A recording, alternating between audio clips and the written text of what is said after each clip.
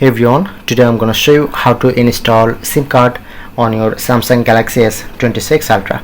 I'm just install 2 SIM card. So just at first take this pin and take dual SIM card. As you can see, put in, then open my SIM tray. Okay, alright. As you can see, showing it to allow 2 SIM card. This is a SIM number 2 and this is a SIM number 1. I'm just insert 2 SIM card.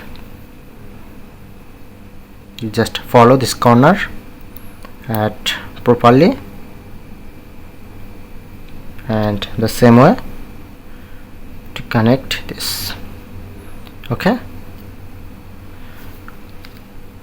and you just put in again. Open your settings. As you can see, now successfully connect to SIM. Okay, just set up.